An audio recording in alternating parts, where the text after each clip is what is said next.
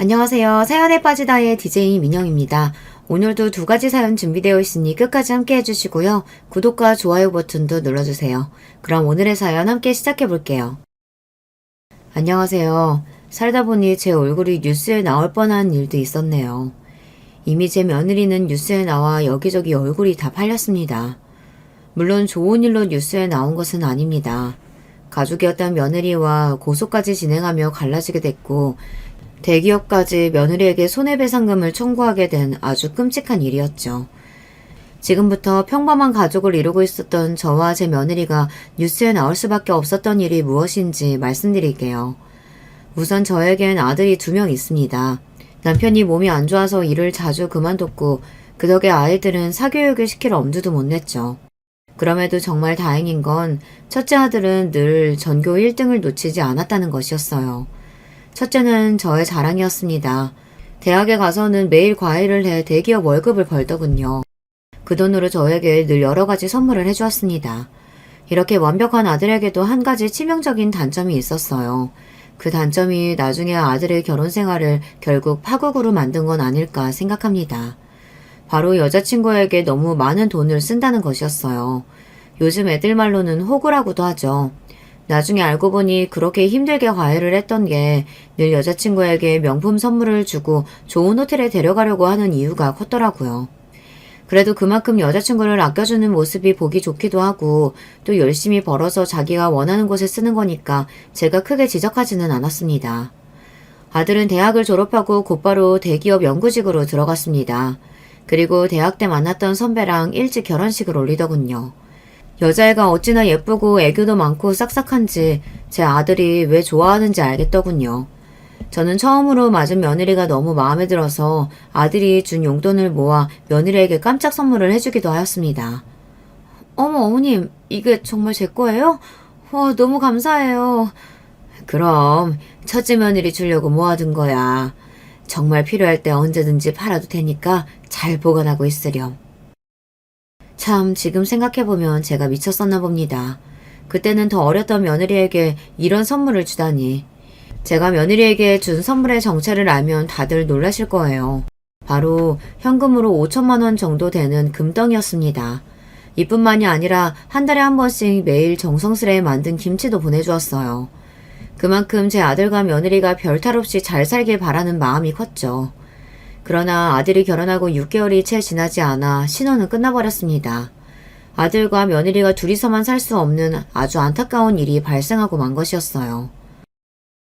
어머니, 저 정말 무서워요. 너가 많이 놀랐겠구나. 괜찮아. 옆에서 잘 간호해드리면 앞으로 이런 일 없으실 거야. 바로 사돈이 지병으로 길거리에서 크게 쓰러지셔서 갑자기 병원 신세를 지게 된 것입니다.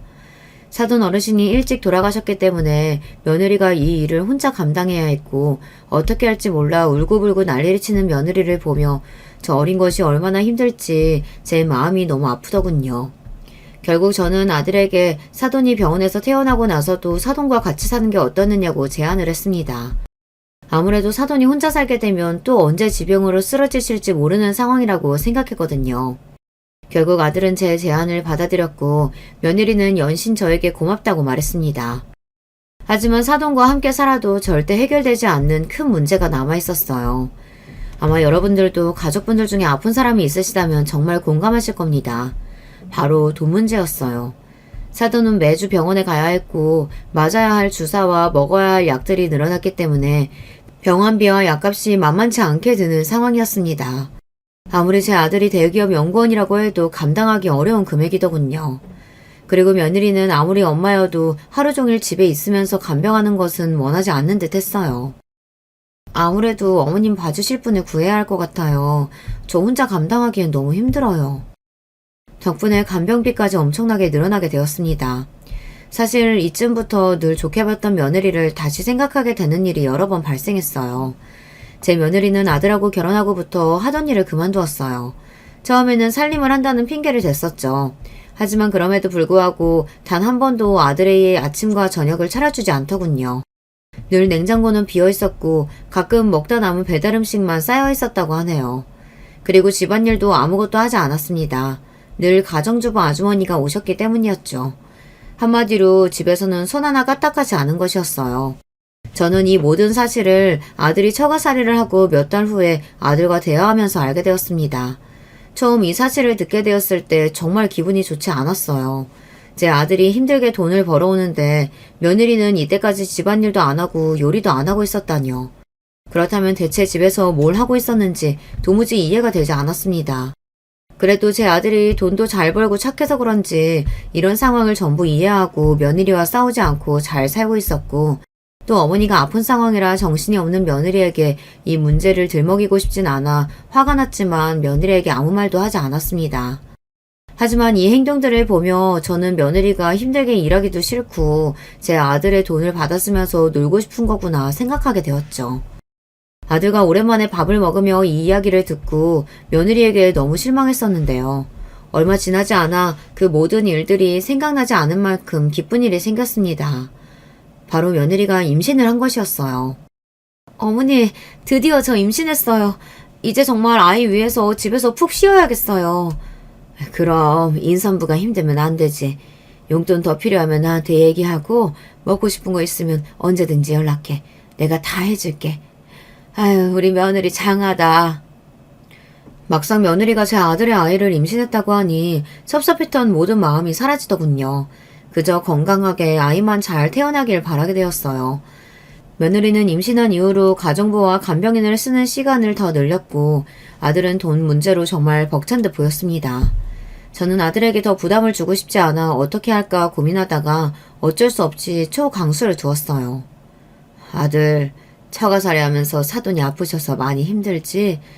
지금 월급으로 부담될 것 같아서 내가 깊이 생각을 해봤거든. 이제 내 용돈은 안 줘도 돼.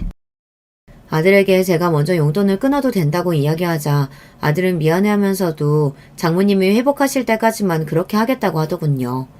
그동안 혼자 돈 문제로 얼마나 힘들었을까요? 그렇다고 임신한 며느리가 일을 할 수는 없으니 결국 저는 제가 더 고생하는 방법을 택했습니다. 아들이 용돈을 끊고 나서 저의 생활에도 큰 변화가 있었어요. 나름 노후 준비를 해놓았던 저는 며느리와 태어날 제 손주에게 더 많은 것을 해주기 위해, 그리고 아들이 주던 용돈을 벌기 위해 아무도 몰래 청소 일을 시작하게 되었습니다. 그리고 일을 시작한 지 한 달이 채 지나지 않아 청소하던 건물에서 며느리를 마주쳤습니다. 그리고 제가 들어선 안 될 말을 듣고 말았어요. 너무 충격적이었습니다. 야, 나 진짜 대단하지 않냐? 일 안 하고 놀고 먹으려면 이 정도 연기는 해야 된다니까. 그니까 너 그러다 가짜 임신 들키면 어쩌려고 그러냐? 야, 그게 왜 들켜? 애 태어나기 2달 전쯤에 유산했다고 할 거야. 며느리와 며느리의 친구가 이런 파렴치한 대화를 나누고 있는 것이었어요. 저는 이 말을 듣고 며느리가 친구와 헤어질 때까지 숨어서 기다리다가 며느리의 친구가 자리를 뜨자마자 달려가서 며느리 머리채를 잡았습니다. 누구야? 뭐야? 어머니가 왜 여기 계세요? 너 가짜 임신이 사실이니? 네 친구랑 하는 얘기 다 들었다. 미치지 않고서야 사람이 어떻게 그런 짓을 하니, 어? 어머니, 그게 아니라요. 잘못했어요. 저도 이유가 있었어요. 제발, 제 말 한 번만 들어주세요. 네? 화를 내고 있는 저에게 하도 말을 들어달라고 사정사정을 하길래 이유나 들어보자 싶어 카페에 갔습니다. 무슨 대단한 이유가 있나 싶었는데 참 하는 말이 어이가 없더군요. 어머니, 정말 죄송해요. 사실 제가 너무 임신이 하고 싶었는데 제 마음대로 안 됐어요. 그래서 제가 임신했다고 하면 현승 씨랑 어머님이 저를 더 사랑해주지 않을까 하는 마음에 그런 거짓말을 친 거예요. 사실 예전에는 형승 씨가 명품 가방도 사오고 제 옷도 사다 주고 그랬는데 요즘은 그런 게 아무것도 없더라고요. 돈도 잘 벌면서 왜 저한테는 안 쓰는 건지. 그래서 예전처럼 좀 더 사랑받고 싶은 마음에 이런 거짓말 친 거예요. 친구한테는 일하기 싫어서라고 했는데 그것도 친구 어필에 허세 부린 거예요. 저는 예전부터 엄마 사랑을 못 받고 자라서 일부러 사람들한테 애교도 부리고 늘 사랑 확인받고 싶어 하거든요. 정말 죄송해요, 어머니. 제 생각이 짧았어요. 제발 이 사실 현상 씨한테는 얘기하지 말아주세요. 네? 절대로 제 아들한테는 이야기하지 말라고 싹싹 비는 며느리를 보며 한숨만 나오더군요. 제 아들이 예전부터 며느리에게 많은 선물을 해주고 있다는 건 알았습니다. 하지만 지금은 상황이 다르잖아요. 사돈이 아픈 것 때문에 돈을 굉장히 많이 쓰고 그래서 여유가 없어서 선물을 못 해주는 것일 텐데 그걸 자기를 예전보다 사랑하지 않아서라고 생각하다뇨. 제 며느리가 철은 없지만 이 정도로 생각이 짧은 아이인 줄은 몰랐습니다. 너무 실망스럽기도 했지만 그래도 이유를 들어보니 정말 사랑을 못 받고 자라는 아이 같아서 이번 한 번만 봐주기로 했습니다. 대신 일주일 안에 이 사실을 아들에게 털어놓으라고 했어요. 하지만 며느리는 이조차도 계속해서 싫다고 하더군요. 결국 언제 말할지를 놓고 며느리와 저는 엄청 크게 다투게 되었습니다. 말이 안 통한다는 생각이 들어 제가 일주일 안에 이 사실을 말하지 않으면 제가 직접 아들에게 모든 것을 말할 것이라고 하자 그제서야 며느리가 알겠다고 하더군요. 이 일 이후로 저와 며느리의 사이는 여러분도 예상하셨겠지만 껄끄러운 관계가 됐어요. 저도 며느리한테 너무 실망해서 다시 예전과 같은 다정한 사이로는 절대 돌아갈 수 없다고 생각했습니다. 며칠 후 아들이 전화와서 아이가 유산되었다고 미안하다고 하더군요. 정말 아들을 위해 모든 걸 말해야 할까 생각했지만 그래도 아들의 결혼 생활을 깨고 싶지 않아 꾹 참았습니다. 이후 며느리는 빈정이 상했는지 저에게 먼저 연락 한 번이 없더군요. 저도 따로 연락을 하지 않았고요. 그저 열심히 청소 일을 하며 살아가고 있었습니다. 어느 날은 일을 하고 있는데 유난히 몸이 무겁고 식은땀이 나더군요. 그리고 몸에 힘이 풀리더니 아주 크게 쿵 소리가 났고 그 이후로는 정말 아무 기억도 나지 않았습니다.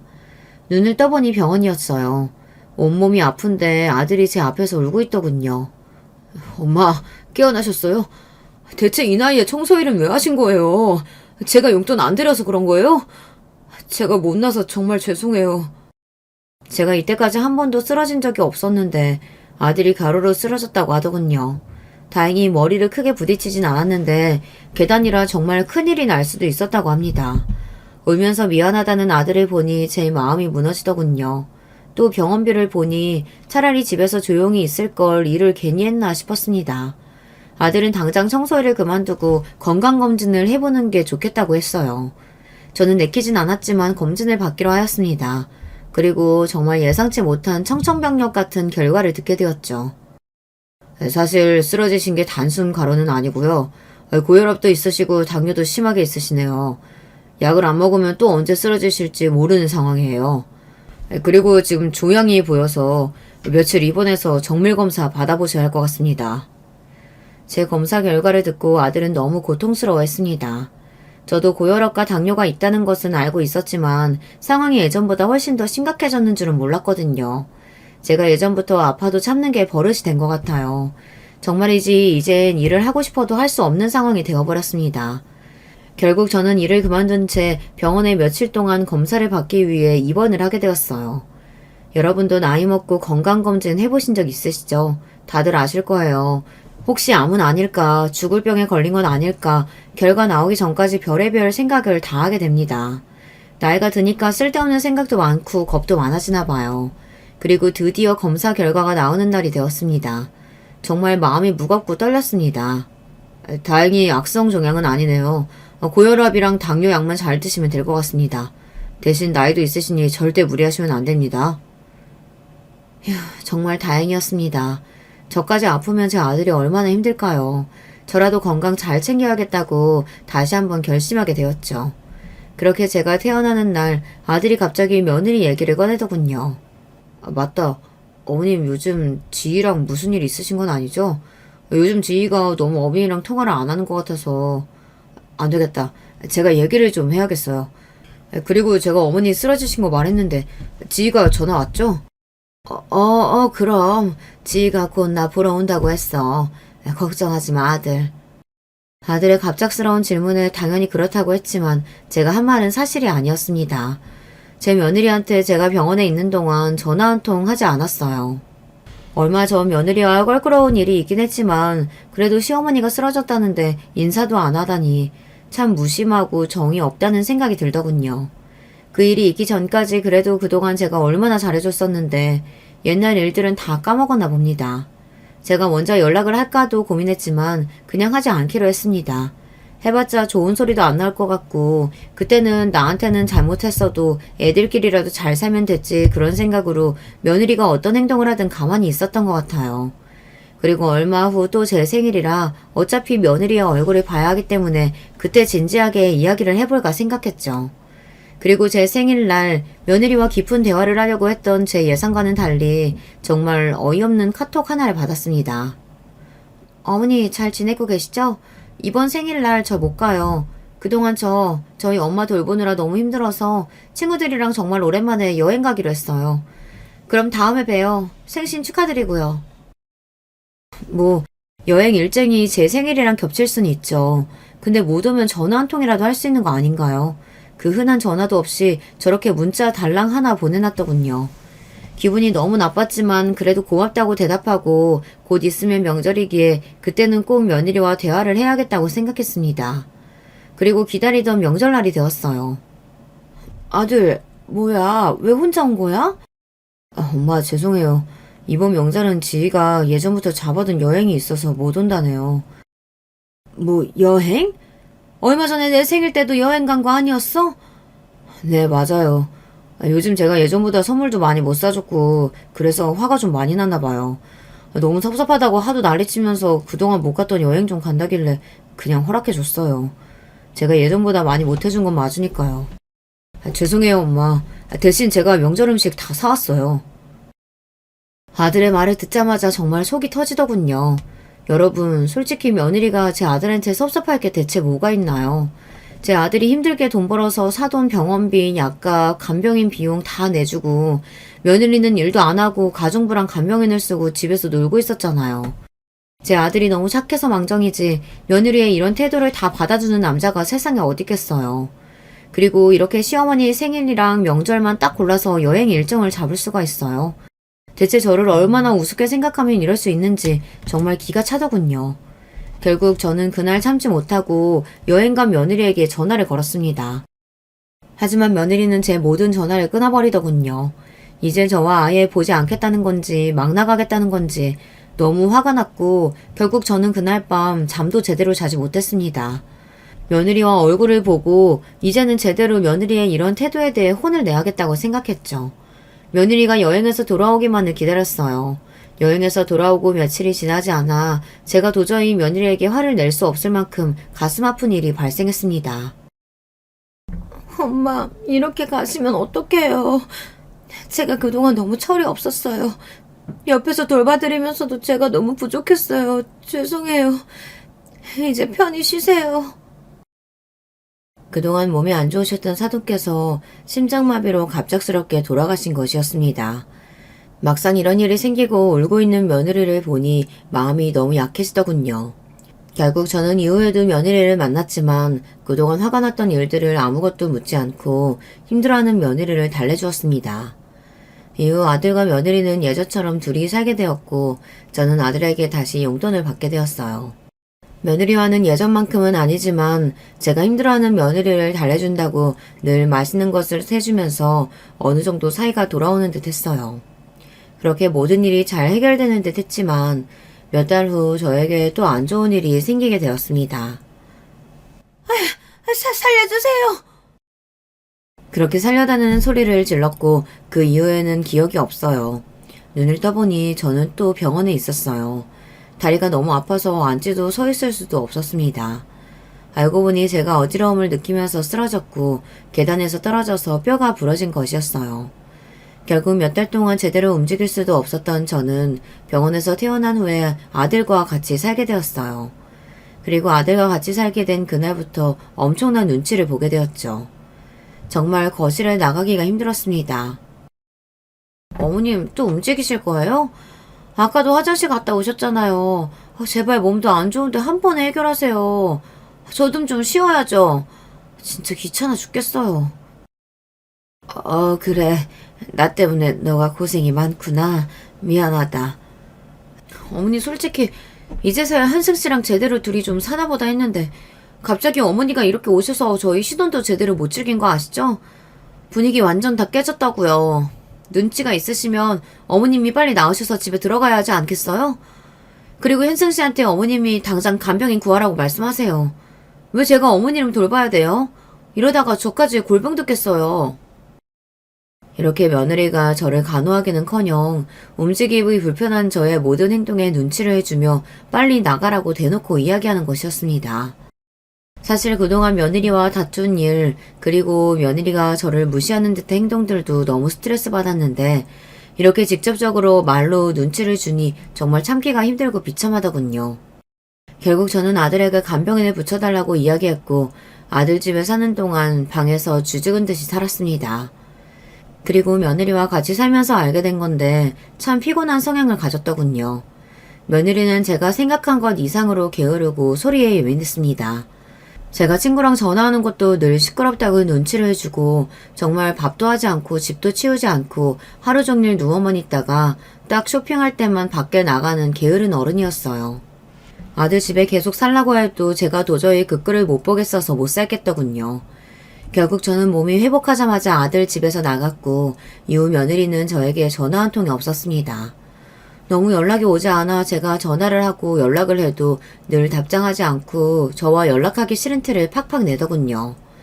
이럴수록 저는 제 아들이 왜 저런 아이랑 결혼을 했는지, 저는 왜 처음에 이 아이의 본 모습을 보지 못했는지 속이 답답했습니다. 제 아들도 너무 불쌍하고요. 늘 아들이 열심히 돈을 벌면 며느리는 아무것도 안 하고 그 돈을 쓰기 바빴으니까요. 저는 어느 날부터 아들이 며느리 때문에 너무 힘들 것 같아서 차라리 지금이라도 이혼하면 어떨까 생각을 하게 되었어요. 그리고 차마 아들에게 그 이야기를 꺼낼 수 없어 친구와 함께 용하다는 무당을 찾아갔습니다. 딱 보면 알겠네. 아들 사주에 아주 무서운 처녀 귀신이 붙어 있어. 어라? 같이 살고 있네? 곧 갈라지겠어. 근데 갈라지기 전에 아주 기쁜 일이랑 무서운 일이 일어날 거야. 큰 소용돌이가 올 거라고. 지금이 조심해야 되는 상황이야. 특히 중요한 날에 절대 아무 음식이나 먹지 말고 음식을 잘 봐. 용하다는 보살님이 아주 큰 소용돌이가 올 거라고 말해주시니 저에게 무슨 일이 생기려고 이런 소리를 듣게 된 건지 온몸에 소름이 돋더군요. 사실 저에게 안 좋은 일은 늘 며느리밖에 없었기 때문에 더 안 좋은 일이 일어날 바에는 며느리와 연락을 자주 안 하는 게 낫겠다 싶었습니다. 그나마 다행인 건 아들과 며느리가 갈라선다고 말해주신 것이었어요. 사실 음식을 조심하라는 말은 뭐 크게 예상되는 일은 없었기 때문에 조심해서 나쁠 건 없겠지 정도로만 생각했어요. 한 가지 너무 찝찝하고 걱정되는 건 아들 사주에 무서운 처녀 귀신이 붙어있다는 보살님의 말씀이었어요. 며느리가 철이 없긴 하지만 무서운 아이는 아니었기 때문에 별 일은 없지 않을까, 그 처녀 귀신이 며느리는 아니지 않을까 생각했습니다. 보살님께서 아주 기쁜 일도 일어난다고 했는데 그건 정말 감이 잡히지 않더군요. 이 정도 나이 먹은 노인에게 기쁜 일이 있어봤자 그게 제 일이겠어요. 아들과 관련된 일이겠죠. 그러다가 문득 생각난 건 며느리의 임신이었습니다. 아무리 생각해도 며느리가 임신하는 것 말고는 저에게 일어날 기쁠 일은 없었거든요. 그렇게 보살님께 다녀와서 기대가 되기도 하고 찝찝하기도 한 이 감정들을 조금이라도 덜어내기 위해 별 생각 없이 집에 가는 길에 친구와 로또를 하나씩 구매했습니다. 그날 로또를 샀긴 했지만 그게 될 리가 있겠어요. 아무런 기대도 하지 않았습니다. 그런데 세상에 정말 한 치 앞도 모르는 게 세상인가 봅니다. 어떻게 저에게 이런 일이 일어날 수 있는지. 그날 제가 산 로또가 1등 로또였던 것이었어요. 보살님이 말씀해주신 기쁜 일이 로또 당첨이었던 거죠. 저는 너무 기쁜 마음에 아들에게 바로 전화를 해서 이 사실을 알렸습니다. 아들은 그동안 제가 열심히 착하게 살아서 하늘이 준 선물이라고 하더군요. 아들 옆에 며느리도 있었는데 소리를 지르면서 너무 좋아했어요. 그러더니 며느리가 갑자기 아들 전화기를 빼서 저에게 이야기했습니다. 어머님 잘하셨어요. 사실 제가 어머니께 자주 연락 못 드렸었지만 늘 좋은 일만 가득하시라고 기도 많이 했었거든요. 그러더니 이런 일이 생겼나 보네요. 어머님 돈 어디에 쓰실 거예요? 저희도 주실 거죠? 저는 돈 생기면 하고 싶은 게 정말 많아요. 저 이제 어머님이랑 같이 하고 싶은 거 하나하나씩 다 해봐야겠어요. 어머님도 이제 모든 거 다 저랑 같이 해요. 정말 반갑게 저를 맞이하는 며느리의 목소리 너무 오랜만이었어요. 하지만 로또 얘기를 듣자마자 돈을 줄 건지 직접적으로 물으며 갑자기 저와 하고 싶은 게 많다고 이야기하는 며느리가 갑자기 너무 부담스러웠어요. 저는 아직 이 돈을 쓸 계획도 없고 앞으로 차차 생각해 볼 거라고 했습니다. 그러자 며느리는 너무 아쉬워하더군요. 이렇게라도 오랜만에 살가운 며느리를 보니 기분은 좋았습니다. 그리고 그날 이후 며느리는 저에게 매일매일 전화가 왔어요. 전화가 와서 하는 말은 대부분 이런 말이었습니다.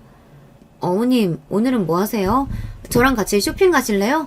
어차피 어머님 돈 많으니까 좀 써도 티 안 나잖아요. 저 그동안 사고 싶은 거 완전 많았는데 잘 됐다. 어머니, 저랑 카페 하나 차리실래요? 아니다. 어머님 몸 안 좋으시니까 그냥 저 하나 차려주시면 안 돼요? 저 친구랑 카페에서 매일 수다 떨고 싶어요. 네? 어머님, 제발요. 결국 전화가 와서 말하는 모든 내용이 제 돈으로 무언가를 해달라는 말이더군요. 그런데 정말 웃긴 게 뭔지 아시나요?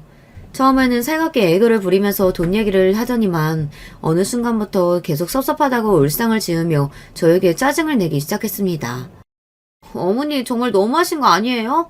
제가 이렇게 잘해드리고 매일 연락도 하는데 저한테 그 돈 한 푼도 안 주시는 게 말이 되냐고요. 진짜 섭섭해요. 어차피 죽기 전까지 다 쓰지도 못하실 거잖아요.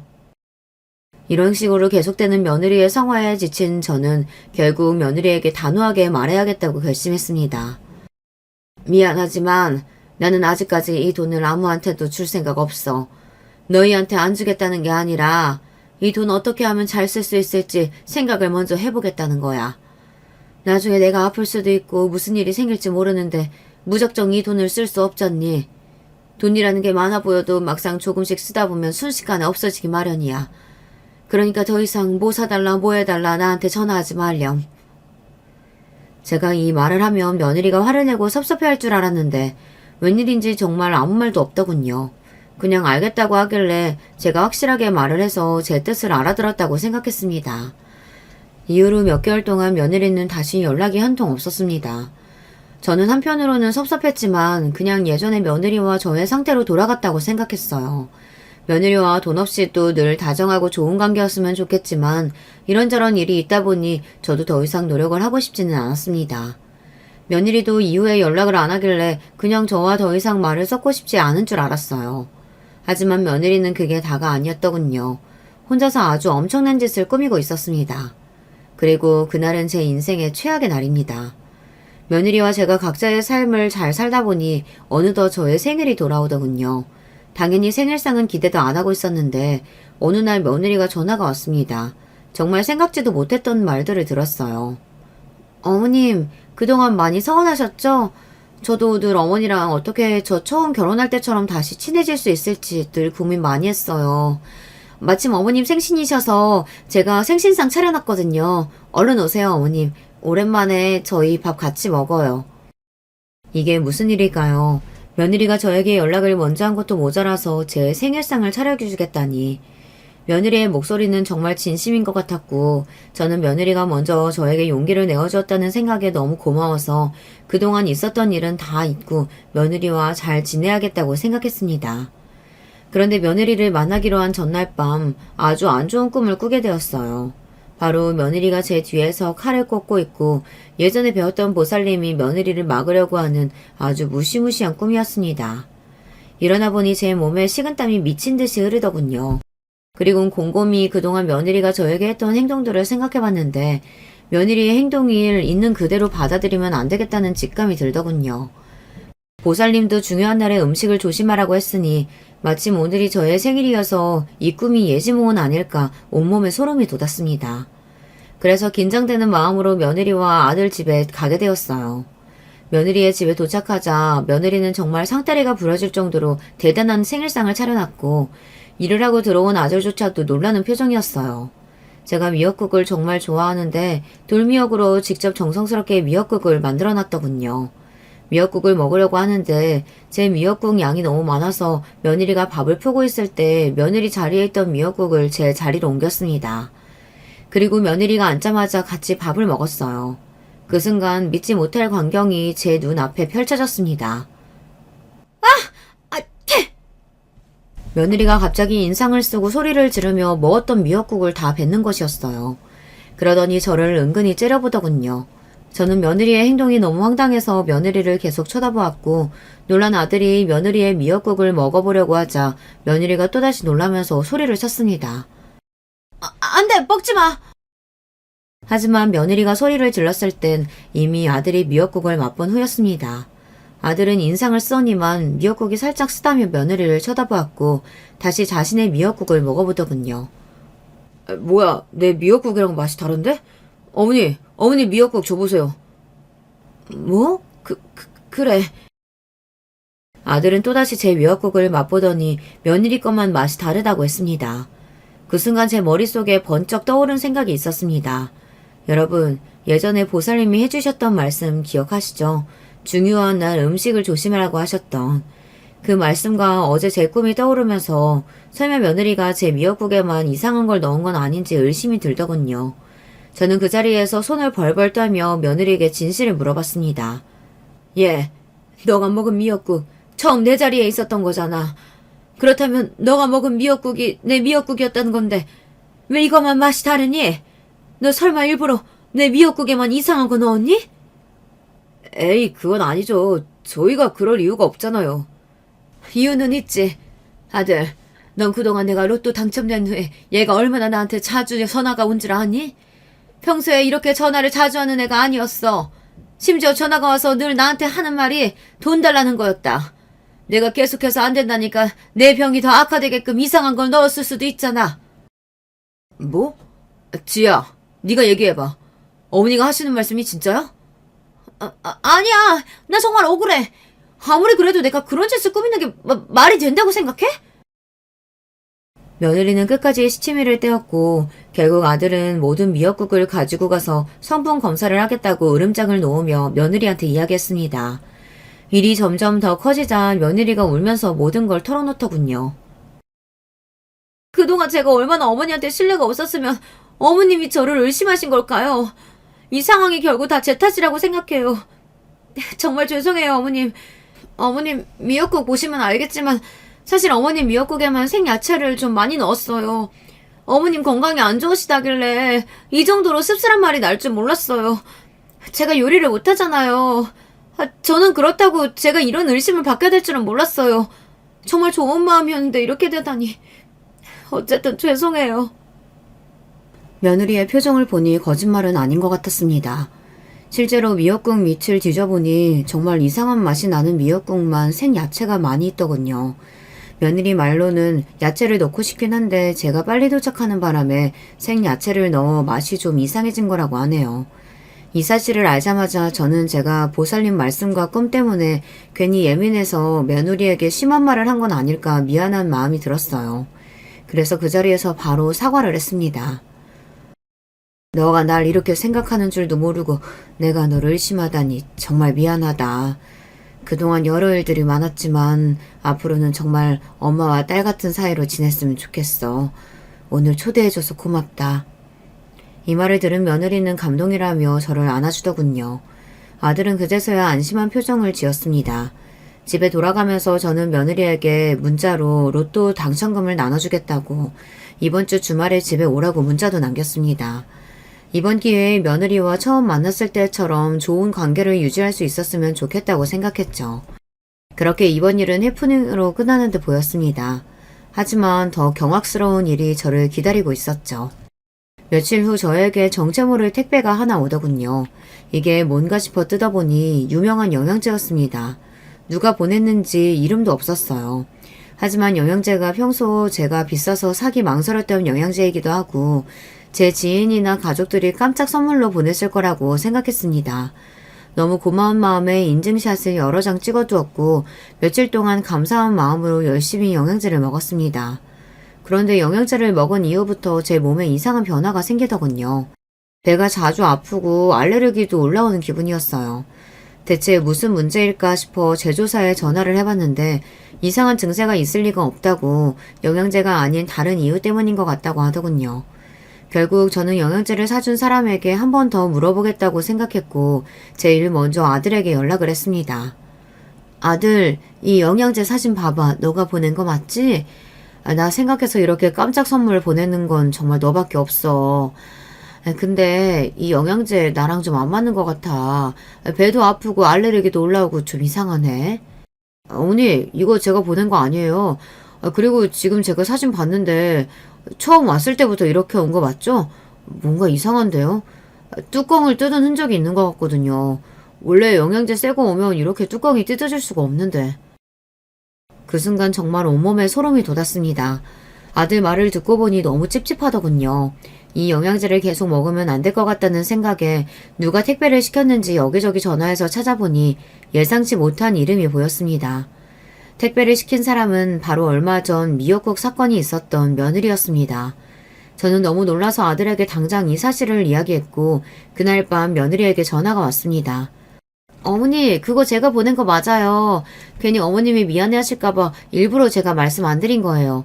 그 영양제가 좀 독해서 어머니랑 안 맞을 수도 있는데 처음이라 그렇지 계속 먹으면 아마 건강도 더 좋아지실 거예요. 저 믿고 걱정 마시고 계속 드세요. 며느리가 보냈다는 걸 알게 된 후 마음이 좀 놓이더군요. 포장은 사실 제가 뜯고 나서 사진을 찍은 건지 잘 기억이 안 나기도 해서 크게 의심하지 않았습니다. 그보다는 제가 그동안 너무 영양제도 안 챙겨 먹고 비싼 걸 안 먹어서 몸이 적응을 못하는 건 아닌가 생각했죠. 그렇게 며느리 말을 믿고 또 열심히 영양제를 챙겨 먹었습니다. 하지만 그럴수록 알레르기는 더 심해졌고 제 몸도 더 안 좋아졌어요.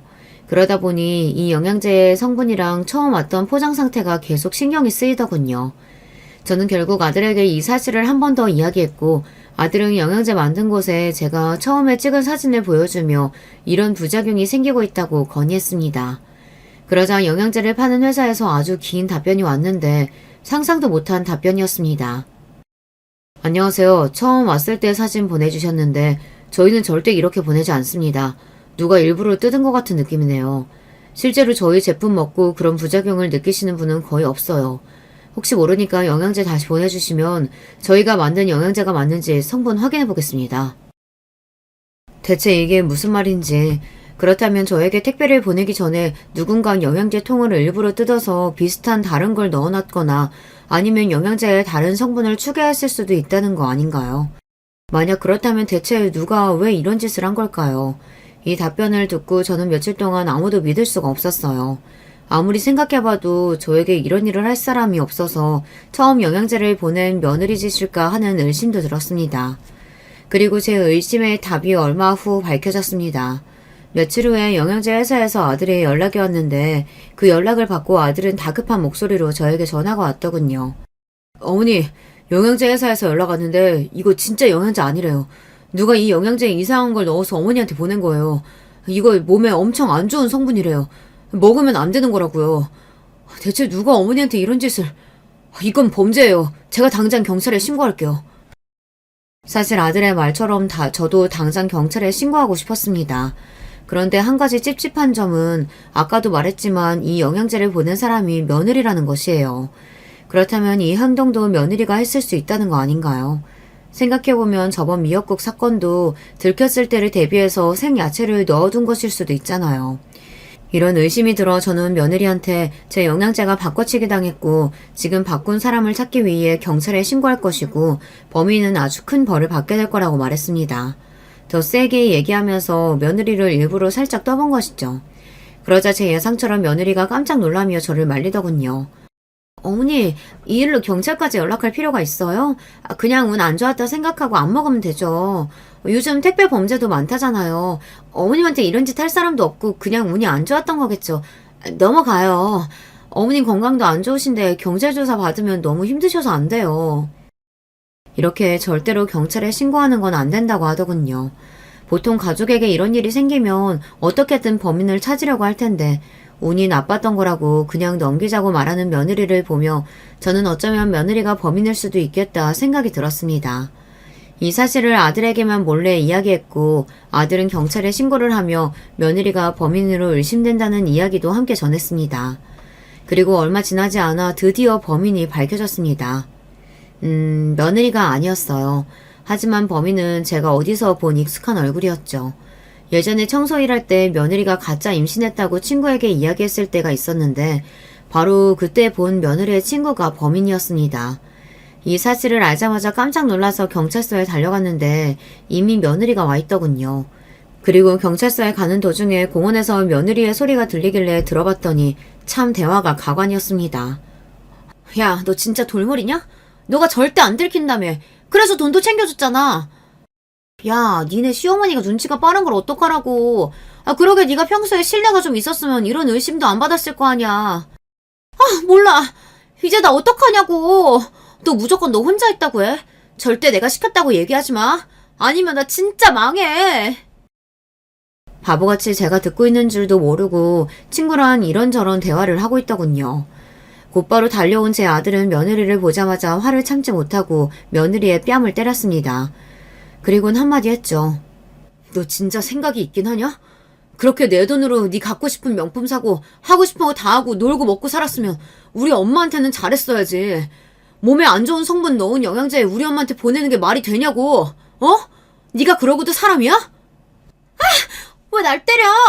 이거 내가 한 짓 아니고 얘가 한 거야. 아, 나도 친구지만 얘가 이럴 줄은 몰랐다고. 이렇게 말하면서 친구를 보고 어떻게든 수습하라고 눈치를 주더군요. 야, 빨리 내 남편한테 제대로 얘기해. 이거 너 혼자 한 짓 맞잖아. 진짜요? 이거 제 아내가 시킨 거 아닌 거 확실해요? 저한텐 정말 중요한 일이고 돈은 제가 얼마든지 드릴 테니까 이번엔 사실대로 말씀하세요. 그러자 며느리의 친구는 고민하는 표정을 하더니 이내 폭탄 발언을 해버렸습니다. 야, 꼴 좋다. 그렇게 남자 잘 만나서 먹고 놀고 매일 쉰다고 열심히 일하는 나 무시하더니만 이제야 너 망하는 꼴 좀 보겠네. 얘 매번 저한테 어떻게 하면 자기 시어머니가 빨리 돌아가실 수 있냐면서 얼른 돌아가셔야 로또 당첨금 다 자기 거 된다고 맨날 저한테 얘기하던 애예요. 미역국 사건 아시죠? 그거 다 먹으면 아마 어머님 쓰러지셨을 텐데 그 전에 들켰다면서요? 미역국은 제 혼자 저지른 일이에요. 저는 얘가 이렇게 실행력이 강한 애인 줄 몰랐다니까요. 영양제도 하도 부탁을 하길래 같이 도와줬어요. 막상 어머님 얼굴 보니까 좀 미안하네요. 며느리 친구가 한 말을 들은 제 아들은 다리에 힘이 풀려 그 자리에서 주저앉고 말았습니다. 정말 인간의 탈을 쓴 악마를 보는 것 같았어요. 며느리는 끝까지 시치미를 떼며 제 아들을 설득하려고 하더군요. 아니야, 제 말 말고 내 말 좀 들어봐. 제가 나 지금 연맥이려고 저러는 거라니까. 우리 경찰서 나가자. 경찰서 나가서 내가 어떻게 된 건지 다 설명할게. 어? 꺼져. 너란 여자 보기도 싫고 우리 이혼이야. 너 이거 범죄인 건 알지? 우리 엄마한테 한 짓 난 절대 용서 안 해. 그렇게 며느리와 며느리의 친구는 법의 심판을 받게 되었고 제 아들은 당연히 며느리와 이혼하게 되었습니다. 참, 저는 며느리가 처음엔 그저 철이 좀 없는 애인 줄 알았는데 이렇게 영악한 애인 줄은 꿈에도 몰랐습니다. 여러분, 그 영양제를 제가 계속 먹었다면 저는 지금 살아 있었을까요? 제 건강이 어떻게 됐을지 정말 끔찍합니다. 이 일이 있고 나서 저는 밖에서는 아예 음식을 먹을 수가 없었고 영양제나 약도 함부로 먹을 수가 없었어요. 정신적인 스트레스와 엄청난 강박에 시달리고 있었죠. 아들은 이런 제 모습을 보며 정말 미안하다며 사과를 했습니다. 스트레스가 쌓여 너무 힘든 하루하루를 보내고 있는데 누군가 모르는 번호로 연락을 해오더군요. 여보세요? 누구세요? 어머니, 제발 고소 취하해주세요. 네? 아니, 제 친구가 어머니 돈 갖고 싶어서 영양제 바꿔치기 한 거라니까요?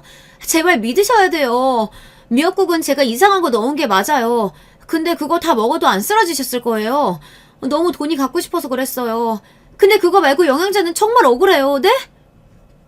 이렇게 끝까지 자기는 억울하다고 난리를 치더군요. 저는 아무런 말을 하지 않고 전화를 끊어버렸습니다. 아들과 저는 며느리를 절대로 봐줄 생각이 없었고 앞으로 만나고 싶지도 않았거든요. 그렇게 연락도 피하고 다시는 얼굴 볼 생각도 안 했는데 예상치 못한 곳에서 며느리의 실루엣을 보게 되었어요. 바로 뉴스였습니다. 얼마 전 영양제 회사에서 여성 2명을 고소했습니다. 시어머니가 로또 당첨이 되자 돈을 갖고 싶은 마음에 영양제를 바꿔치기 해서 시어머니에게 선물한 건데요. 이 영양제를 먹고 건강에 이상이 생긴 시어머니가 경찰을 고소를 하며 이 사실이 밝혀지게 되었습니다. 영양제 회사는 이 일로 회사의 이미지가 훼손되어 거액의 손해배상금을 청구할 예정이라고 합니다. 저 뉴스를 보는데 저기에 나오는 시어머니가 바로 저라는 사실이 참 어이가 없더군요. 어쩌다가 제가 뉴스에 나오는 사건의 주인공이 된 것일까요? 그리고 정말 유명한 영양제 회사에서 손해배상금이 엄청날 텐데 늘 돈을 쓰기만 하고 벌 생각은 하지 않았던 며느리가 이걸 어떻게 감당할 수 있을까 생각이 들더군요. 저에게 못된 짓을 많이 했지만 그래도 한때의 며느리였던지라 이 상황이 속 시원하다고는 못하겠어요. 그러게 좀 착하게 살지 왜 그렇게 욕심을 부렸는지 가만히 있었다면 알아서 제가 며느리랑 아들한테 로또 당첨금을 나눠줬을 텐데 이제는 저랑 상관도 없지만 안타까운 마음은 생기더군요. 하지만 더 이상 며느리와 엮이고 싶지도 않았고 도움을 줄 생각도 없었습니다. 이후에도 이 사건으로 인해 경찰서에 가야 할 일들이 몇 번 있었답니다.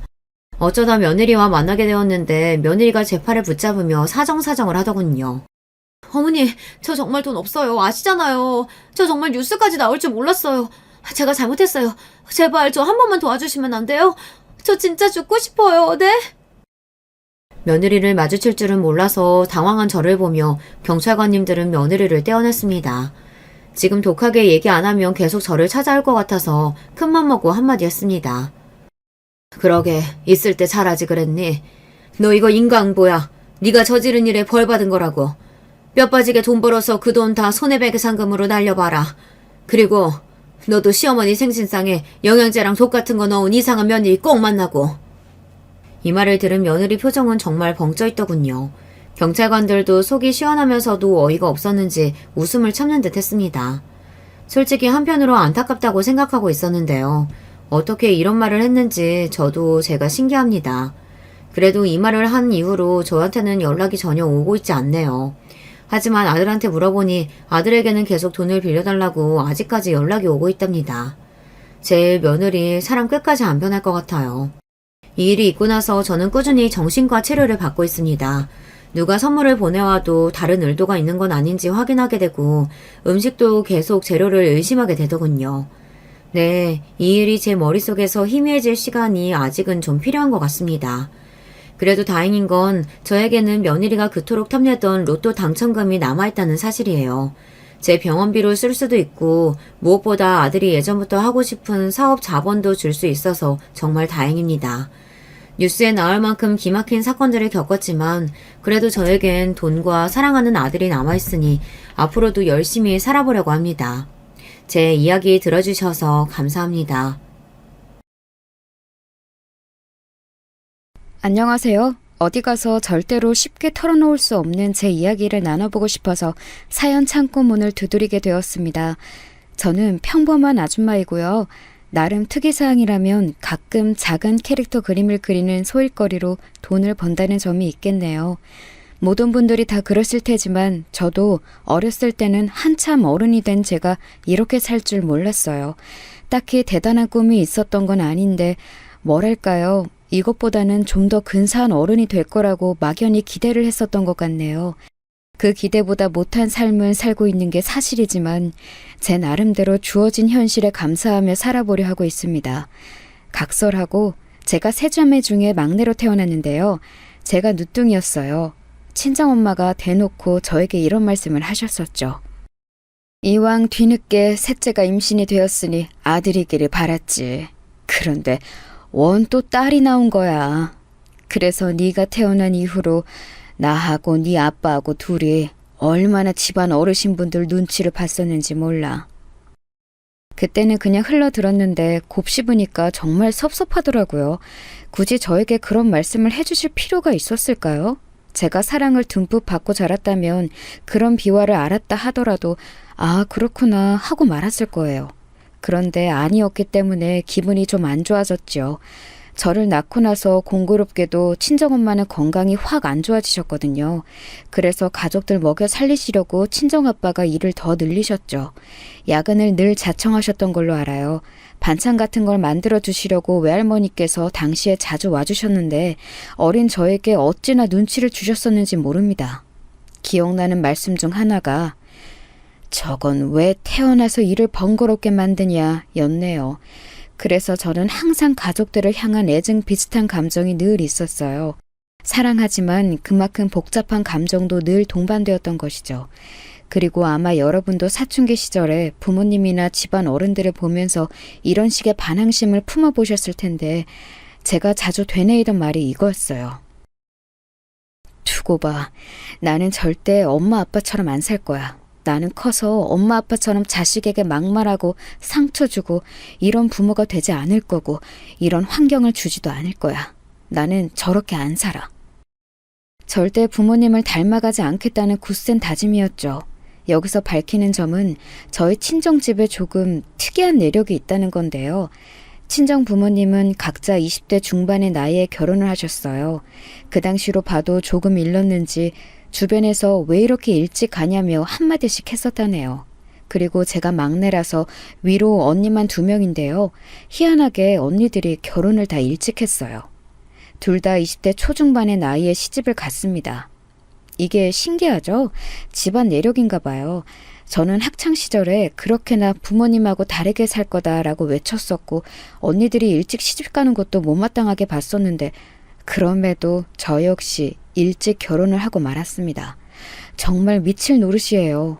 이게 제 사연이니까 솔직하게 적어보자면요. 일찍 결혼해서 여자로서 이득을 본 거, 좋았던 거 없다고 봅니다. 아가씨 시절을 더 즐겼어야 했는데 아쉬울 따름이에요.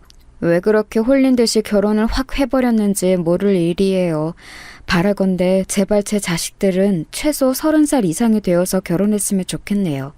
젊음은 젊은이들에게 주어지기에는 너무 아깝다는 어느 유명한 팝송 가사를 봤을 때 제가요, 제 이마를 진짜 세게 때렸습니다. 그 표현이 너무 놀라웠거든요. 사람들 생각하는 건 다 똑같구나 싶기도 했고요. 너무 미숙하고 인생 사는 법을 잘 모르고 이런 젊은이들에게 인생에서 가장 싱그러울 젊음이라는 게 주어지는 건 아까운 것 같아요. 요령 없이 고지 곧대로 사는 법밖에 몰랐던 한창 어리고 젊었던 시절에 저는 남편하고 결혼하겠답시고 시댁에 인사를 드리러 갔었습니다. 시아버지께서는 좀 놀라시긴 했으나 이윽고 고개를 끄덕끄덕 하셨었는데 반면에 시어머니께서는 가슴을 치시며 탄식을 하셨어요. 아휴, 우리 막내가 벌써 가겠다고? 아이고, 서운해라. 아이고, 섭섭해라. 어떻게 이럴 수가 있을까? 예, 너는 어린 여자애가 겁도 없이 발랑 까져서는 왜 우리 막내 아들을 꼬였느니? 너 왜 그랬어? 어? 아직 우리 막내 한창 때인데 왜 결혼하자고 네가 꼬여낸 거야? 네? 저요? 저는 그냥 오빠하고 너무 좋아서 그냥 빨리 결혼하면 좋을 것 같아서요. 뭐야? 그냥? 그냥이라고? 이걸 확 그냥 겨우 그딴 이유로 우리한테서 귀한 막내 아들을 채가지 마.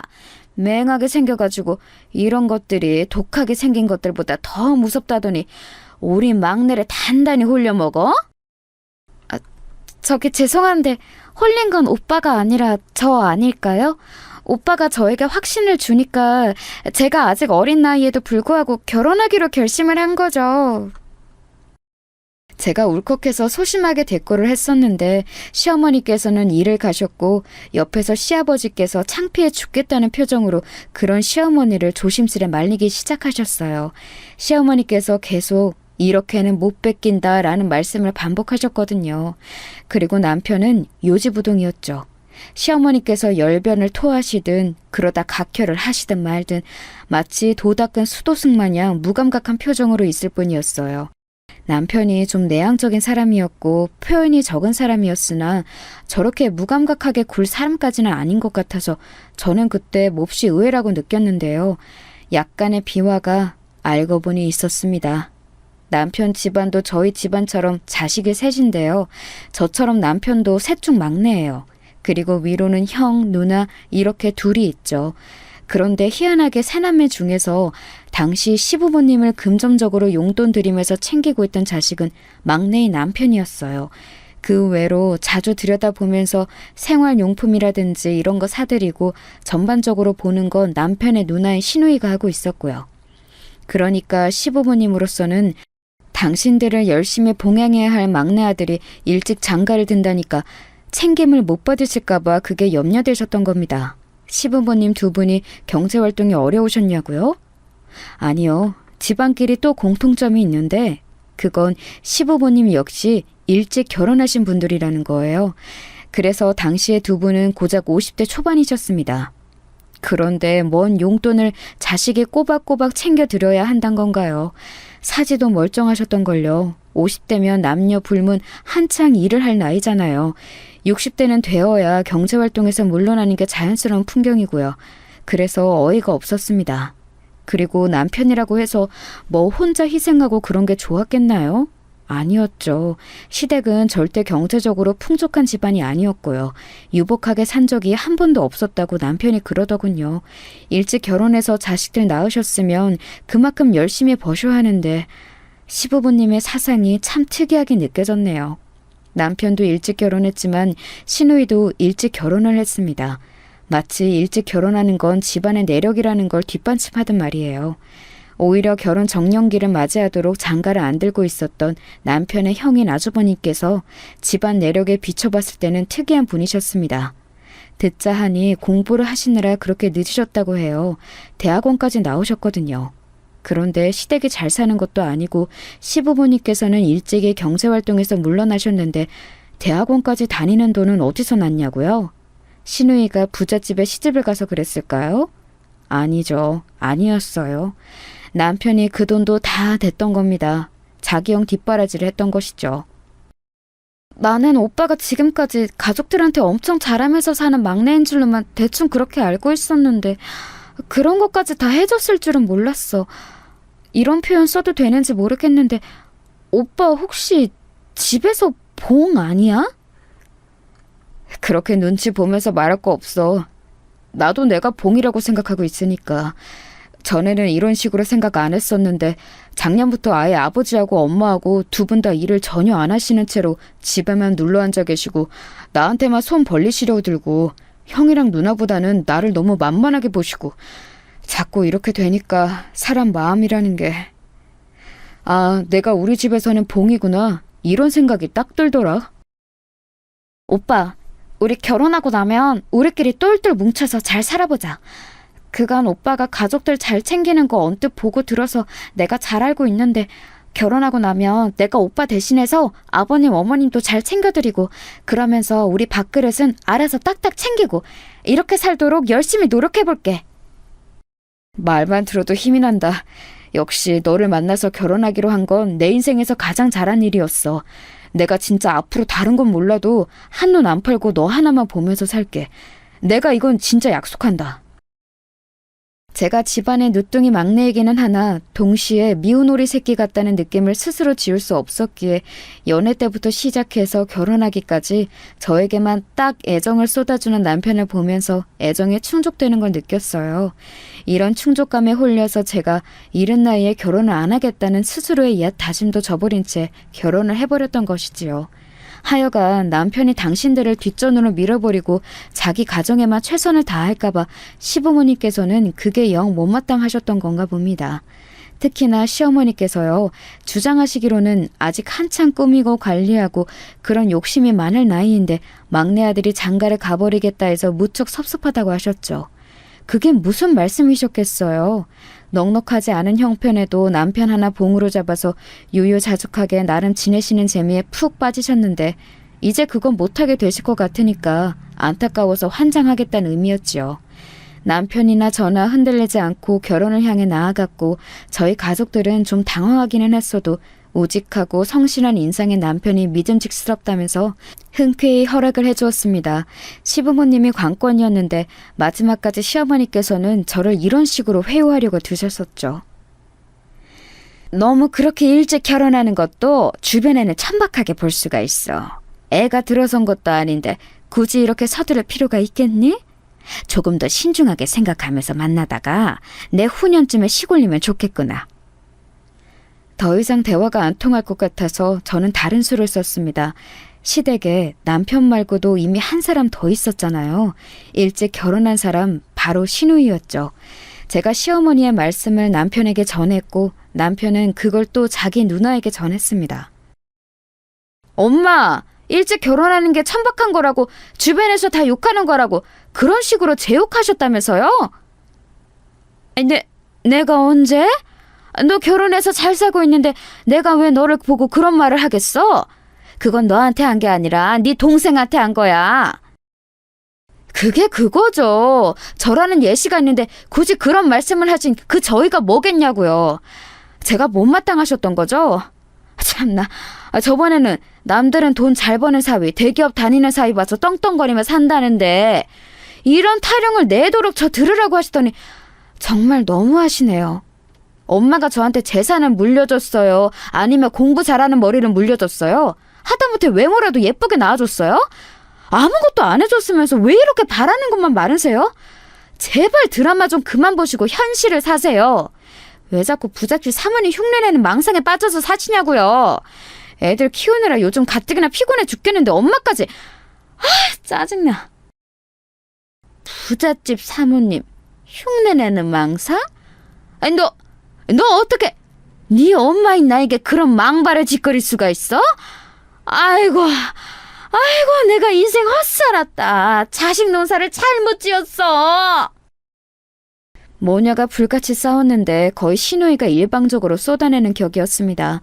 저는 위로 언니가 둘 있었기 때문에 시누이 같은 유형을 잘 알았어요. 헌신적이고 가족이가 강하지만 다혈질적인 면모가 있고 눈이 돌면 배는 게 없는 성격이었습니다. 가만히 두면 조용하지만 잘못 건드리면 폭발하는 폭탄이었죠. 남편이 연애할 때 항상 그랬어요. 누나가 잘해줄 때 잘해야 한다고 말입니다. 타격을 입으신 시어머니께서는 허락이고 뭐고 그냥 저희 부부의 결혼을 홀라당 진행시켜 버리셨습니다. 간략히 이뤄진 상견례에서도 정말 별말씀 안 하셨고요. 결혼하고 나서도 계속 그러셨어요.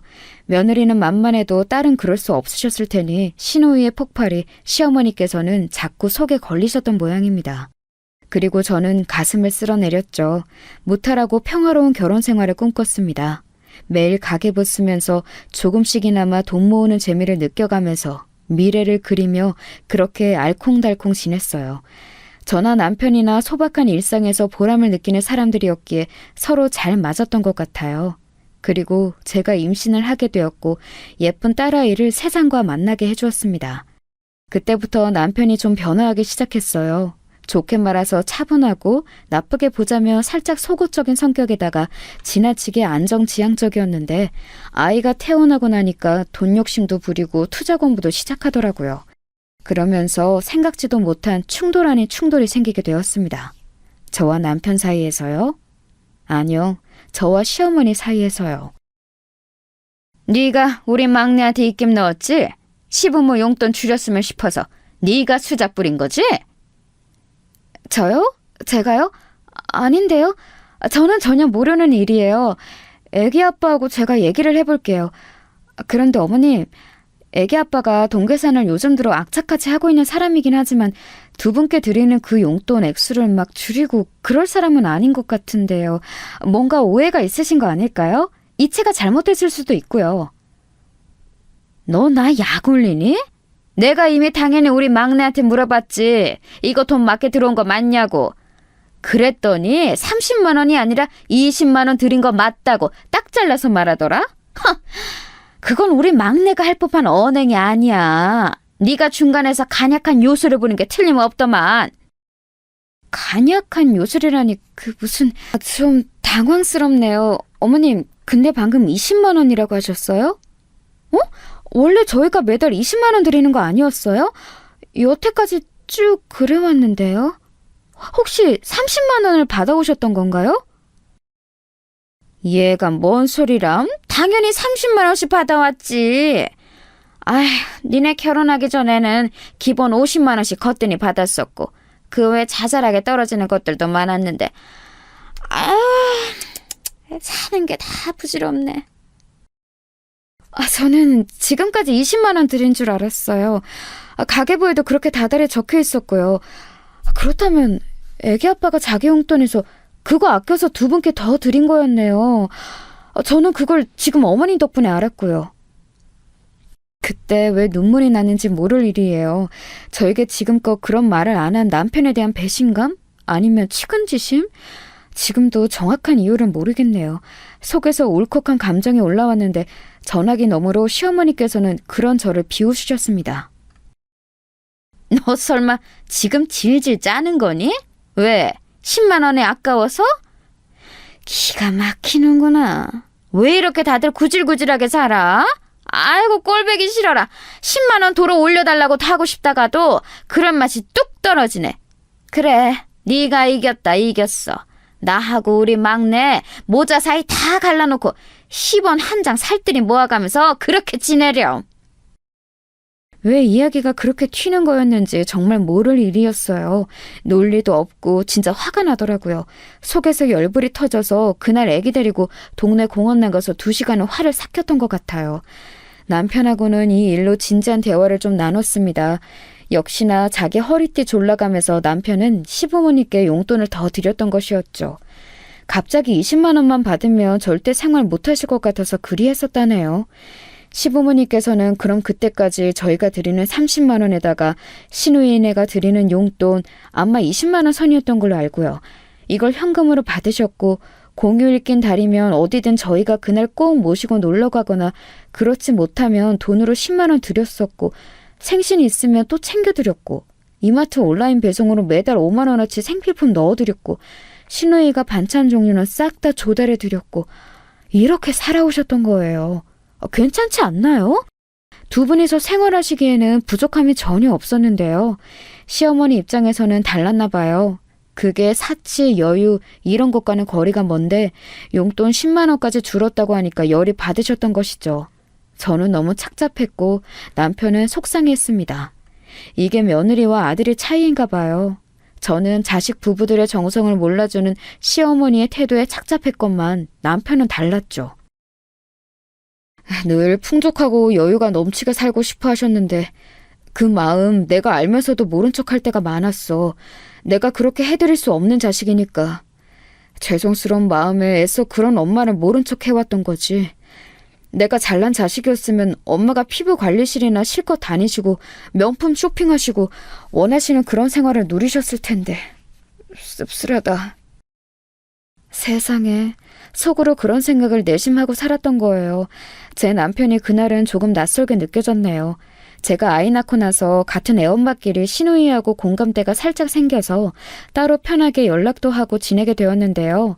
이런 고민을 시누이에게 털어놓았더니 진작 알고 있었다는 듯 한숨을 쉬더군요.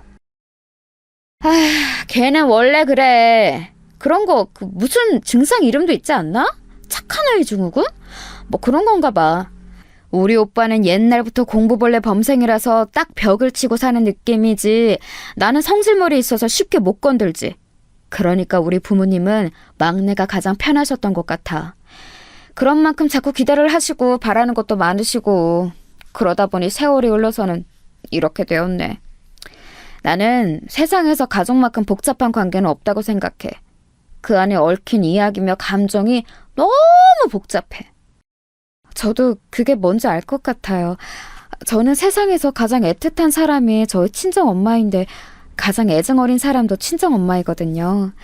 가장 불편하면서도 편한 게 친정 식구들이고요. 시누이하고 이런저런 얘기를 나누면서 앞으로를 함께 다짐하기도 하였죠. 가진 것에 비해 바라는 게 많고 본인은 하지 않으면서 남이 해주기만을 하는 사람, 바로 저희 시어머니이자 시누이의 모친, 그분을 어떻게든 떠안은 채 변하시기를 바라며 잘 살아보자고요. 이때까지만 해도 아주버님은 안중에도 없었어요. 무슨 연구직 같은 걸로 일을 하고 계셨는데 혼자 조용히 자취를 하며 결혼 자금을 모으는 것만으로도 벅차다나 뭐라나? 그러고 계셨거든요. 시부모님께 효도하는 데 있어서 아주버님의 참가는 늘 미미한 정도였답니다. 그런데 이게 웬일인가요? 시댁에 급격한 변화가 일어나게 되었는데 그 주범이 아주버님이셨어요. 드디어 결혼을 하시게 된 아주버님, 그 상대가 무려 의사였습니다. 저하고 남편도 깜짝 놀랐는데 시부모님께서는 어찌셨는지 안 봐도 화나지요? 거의 기절할 땐 놀라시면서 기뻐하셨습니다. 특히 시어머니께서는 감격에 눈물마저 흘리셨죠. 이게 꿈이냐 생시냐? 우리 집안의 의사 맏며느리? 천지신명이시여 열심히 착실히 성실히 산 그 보답을 지금 받게 해주시는군요. 감사합니다. 정말 감사합니다. 앞으로 착한 마음으로 살겠습니다. 세상에 이바지를 하며 살겠습니다.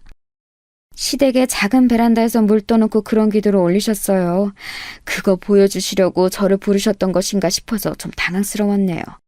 제가 어색해서 엉거주춤 있으려니까 시아버지께서 다가오시더니 흐뭇한 얼굴로 저에게 귓속말을 하셨습니다. 저거 내가 새벽같이 산에 올라서 떠온 약수야, 약수. 산의 전기를 흠뻑 받은 물이지. 그러니 저기에다가 기도를 올리면 얼마나 효염이 있겠어? 후딱 결혼식까지 올리기로 결정난 마당이니 앞으로를 위한 기도를 지금 올려야 순서가 맞지. 나중에 알고 보니까 그 의사 형님 집안이 독실한 불교 집안이더라고요. 그리고 산에 올라가 기도드리는 걸 중요하게 생각하는 집안인 것 같던데, 그래서 그렇게 물을 떠다 놓고 시부모님께서도 기도를 하셨던 모양이었죠. 저는 이런 걸 안 보고 자라서 낯설었고 그래서 별 생각도 없었어요. 시어머니께서 기도한 자리를 저보고 말끔히 치우라고 하시기에 그대로 했죠. 자리 정리하고 그릇 설거지까지 싹 마쳤더니 화장실 다녀오신 시어머니께서 기함을 하셨습니다. 너 이게 뭐 하는 짓이야? 이 귀한 물을 설마 다 쏟아버린 거야? 이런 정신 나갈 것을 보았나? 너 어떻게 책임질래? 그 물 버리면 안 되는 거였어요? 왜요? 기도 끝나신 거 아니에요? 중요한 것만 말씀을 해주시지. 다 치우라고 하셔서 저는 그냥 다 치운 건데. 이것 봐라. 또 얼빵한 척하면서 사람 복장을 뒤집어 놓네? 내가 너 처음부터 그 모양 그 꼴이어서 마음에 안 들었어 이거사. 니까짓게 우리 의사 맏며느리 들여오는 길을 초장부터 흠집 내어놔? 갑자기 불같이 화를 내시면서 제 머리채를 확 쥐셨습니다. 그러더니 불호령에 맞춰서 제 머리채를 마구잡이로 흔드시는 게 아니겠어요? 저는 두피도 너무 아프고 눈앞도 빙글빙글 돌아서 죽을 맛이었죠. 잠시 후 시어머니의 손에 한 움큼 있는 제 머리카락을 보자 눈물이 막 나왔습니다.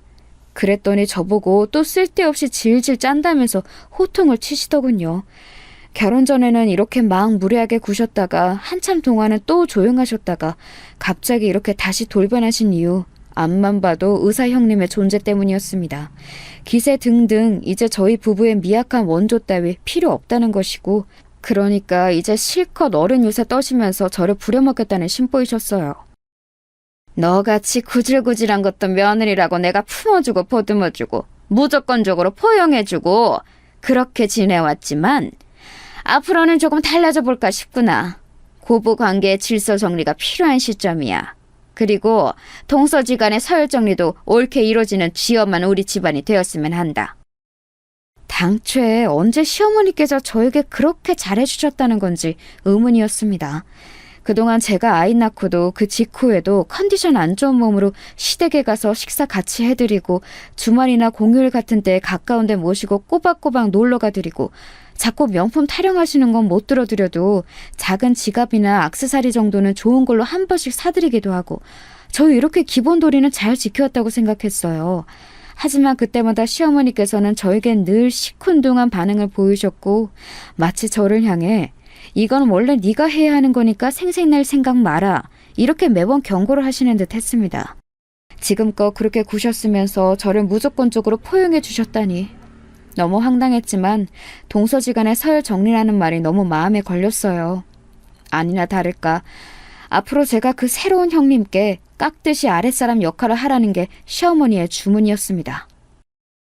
또한 내가 분명하게 지금 말을 해두는데 우리 맏며느리 앞에서 네가 나를 우습게 여기는 언행을 한다거나 내 위험이 깎일 만한 짓을 네가 한다면 나 그때는 정말로 가만히 안 있어. 너무 당황스러운 울음장이었네요. 참고로 형님께서는 저와 2살 차이밖에 안 나는 분이셨어요. 나이 차이가 적게 나니까 기분이 좀 이상하긴 하더라고요. 직업이 의사라고 하니까 사회적으로 인정받고 성공한 사람인 것 같아서. 아무튼 부러웠네요.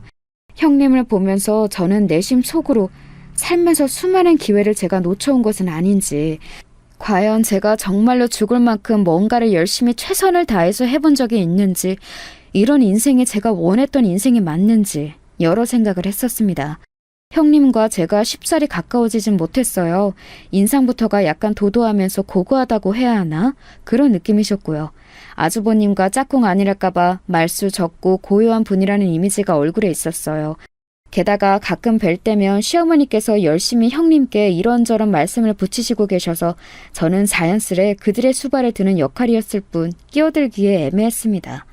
그러다가 어느 날 시어머니께서 식재료 좀 사오라고 주문을 하셔서 제가 주말 오전에 시댁에 갔더니 형님이 와 계셨어요. 잠깐 들른 거라 하셨죠. 오래된 좁은 평수의 시댁 아파트와 형님은 이질적으로 보였습니다. 그런 곳에 있어도 형님은 차림새 때문인가 고급스러운 느낌이 좀 있더라고요. 편한 옷을 입고 온 저와 더욱 비교가 됐네요. 시어머니께서 급하게 전화를 받으러 자리를 뜨시길래 제가 장 봐온 거 내려놓으면서 형님께 말을 붙였죠. 살갑게 이런저런 얘기를 건넸더니 형님께서도 점차 표정이 풀어지시는 게 보였네요. 전문직 종사자라는 건 아우라가 느껴지는 것 같아요. 집안에 의사 있다고 어디 가서 자직 자랑을 못했는데 곧 하려고요. 축혀 세워줘서 고마워요. 내가 워낙 바쁜 사람이라서 친하게 지낼 시간도 없었네요. 우리 동서는 내가 익히 전에 들었던 거랑 이미지가 달라서 사실 좀 놀랐었는데 보면 볼수록 사람이 수더분하네요. 제 얘기를 들으셨어요? 아주버님은 잡담을 하실 분이 아니신 것 같은데. 그 일은 워낙 과묵해서 이런 얘기도 안 해요. 어머님께 몇 번 들었어요. 워낙 가족 얘기는 많이 하시는 분이라. 어머님은 동서가 자꾸 모자 사이를 이간질한다고 안 좋게 보시는 것 같지만 나는 남이 말하는 평판을 진지하게 받아들이는 사람까지는 아니라서요. 우리 동서, 나는 꽤 괜찮다고 봐요. 네. 그러셨구나. 고맙습니다. 당황해서 멍청하게 대답을 해버리고 그날 집에 와서 얼마나 후회했는지 몰라요. 제 이야기를 형님께 안 좋게 전해오셨던 시어머니를 떠올리면 가슴이 답답했죠. 부족한 며느리인 제가 잘못인가 싶기도 해서 기분이 묘했습니다. 그러던 어느 날 시어머니께서 형님의 생일을 앞두고 다 같이 사이좋게 집에서 밥이나 먹자고 하시면서 저에게 그 생일상을 차리라고 하셨어요. 네? 제가요? 저 혼자서요? 저는 딱히 잘하는 요리도 없는데요. 그럼 너 아니면 누가 하니? 아휴, 나는 요새 갱년기가 왔는지 음식간을 잘못 맞춰. 네가 작은 며느리로서 이런 데 점수나 따면 좀 좋겠니? 네, 알겠습니다. 그런데요, 어머님. 혹시 형님께 직접 정성스레 차린 생일상을 준비하시겠다고 이미 그렇게 말씀을 해놓으셔서 어떻게든 수습해야 할 상황인데 방법이 없으시니까 저에게 전가하시는 건 아니죠? 너는 말을 해도 꼭 이렇게 사람 속 뒤집어 놓으면서 얄밉게 하더라? 맹하게 생긴 주제에 그런 파악은 어째 그렇게 잘한대? 하여간에 너는 한 대 맞아야 정신을 차리고 똑바로 행동하는구나.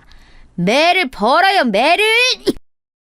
그러면서 제 정수리를 손바닥으로 탁 튀셨습니다. 아픈 것보다는 기분이 나빴죠. 그런데 그 상황에서 거절하기에도 못하고 이런 기회로 시어머니나 형님께 좋은 결과 보여드리면 진짜 점수 잘 따지 않을까 싶은 그런 답답한 생각이 그 순간에 저도 모르게 들었던 거예요. 그래서 생일상을 도맡게 되었어요. 메뉴부터 그냥 저보고 다 알아서 하라며 시어머니께서는 전부 다 이름해 주셨고요. 제가 형님 생일상을 맡게 되었다고 하니까 남편은 되게 할 말이 많다는 표정을 지어 보였는데 말은 안 하더라군요. 그 심정 뭔지 알 것만 같았습니다. 아휴, 한숨이 절로 나왔네요. 어쨌든 하긴 해야 하니까 준비에 들어갔어요. 없는 게 없을 형님께서 좋아하실 생일상이 뭘지 궁리를 해봤죠. 제가 나름 파악한 게 있었는데 형님은 고기들 중에 돼지고기를 가장 좋아하신다는 것이었어요. 갈비찜을 소갈비찜보다 돼지갈비찜으로 더 선호하시는 걸 처음에 알았을 때 살짝 눈치를 챘었는데요. 언제 한번 말복 이야기가 나와서 닭고기에 대해서 말을 하고 있을 때 이러시더라고요. 나는 오리보다 확실히 닭이 더 맛있더라고요.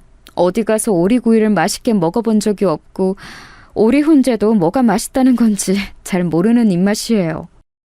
오, 그러세요? 오리보다 닭이 더 흔하니까 다행이시네요. 고기 중에서 그럼 닭을 제일 좋아하세요? 치킨 같은 거 잘 드시겠다. 고기는 돼지가 가장 낫죠. 솔직히 잘 나온다는 한우 고깃집 아닌 다음에야 소보다 돼지 구워 먹는 게 더 맛있더라고요. 딱 먹어보면 입에 삼겹살 같은 게 제일 많이 먹히지 않아요? 김치하고 짭짤한 반찬하고 이렇게 삼겹살 곁들여 먹으면 진짜 맛있는데 차리기도 귀찮고 냄새 빼는 건 더 귀찮고 여러모로 직접 해먹지는 않네요.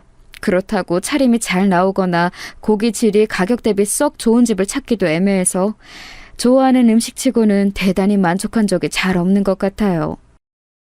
와, 저 형님이 말씀 이렇게 진지한 표정으로 오래 하시는 거 처음 봐요. 돼지고기를 엄청 좋아하시나 보다. 제가 기억해 둘게요. 답지 않게 너무 주절거리고 마셨던 건지 형님은 뭔가 민망하다는 얼굴로 더 말을 얹지는 않으셨었어요. 그런데 제가 형님 생일상을 준비하게 되자 그게 딱 기억이 나버린 거예요. 이미 예산 수준은 나와 있던 게 있었으니 고기 물색부터 들어갔습니다. 다른 게 뭐 더 중요하겠어요. 사실 고기 질이 좋은 게 가장 최고인 거죠. 그래서 동네 엄마들에게 정보를 얻어가면서 진짜 맛있는 삼겹살을 판다는 곳을 찾아서 굳이 편도 40분 걸리는 거리를 가서 고기를 사왔습니다. 뿌듯하더라고요. 이왕 하기로 한 거 제대로 잘하면 좋잖아요. 솔직히 시어머니라든지 다른 시댁 사람들 보랍시고 차리는 명목이 짙은 감이 없지 않아 있었지만 생일 당사자인 형님이 만족해 하신다면 그것보다 좋을 수는 없을 것 같았어요. 밑반찬은 머릿속에 딱 그려놓은 게 있었기 때문에 구성하기 어렵지 않았고요. 신선한 채소들만 신경 써서 잔뜩 마련했네요. 이윽고 당일이었어요. 바쁜 형님의 일정상 늦은 점심을 함께 하기로 한 것이었기 때문에 그 주말 아침부터 저하고 남편하고 준비 바리바리한 거 점검 마치고 시댁으로 출동해서 상을 벌였습니다. 곧 시누이 내외도 왔고 시아버지의 사촌동생 한 분도 오셨어요. 시어머니께서는 저희 부부가 왔을 때부터 좁은 베란다에서 사투를 벌이시느라 계속 바쁘셨는데 애지중지 키우신 웬 식물 하나를 예쁘고 작은 화분에 옮겨 담으시느라 그러신 거였죠. 에라이, 내가 이걸 어제 했어야 됐는데 비가 쏟아져서 허리가 쑤신답시고 미뤄뒀더니 이 사달이 나는구나. 아유, 혼자 할 수 있을 줄 알았는데 이거 원 더럽게 손이 많이 가네. 막내야, 너 이리로 와서 얼른 이것 좀 해봐라. 네, 엄마, 제가 좀 도와드릴게요. 근데 이거는 왜 옮기시는 거예요? 이 시기에 분갈이를 굳이 하시는 건 아닌 것 같고. 혹시 형수님 거예요? 당연하지. 아니면 내가 왜 지금 이런 용을 쓰고 있겠니? 요게 바로 내가 5년 넘게 애주준지 키워온 녀석인데 건강과 행운의 상징이란다. 부적이 따로 없어. 이것만큼 선물로 의미 있는 게 없겠다 싶어서 엊그제 생각이 나자마자 화분부터 구해놨지. 큰 걸 다 주면 자리 차지만 할 테니 예쁘게 새끼 친 것만 옮겨서 줘야지. 화분 보고 부적 타령을 하시는 건 아무 상관이 없었습니다. 다만 제 남편을 이리저리 부려먹으시는 것 같아서 그게 좀 그렇더라고요.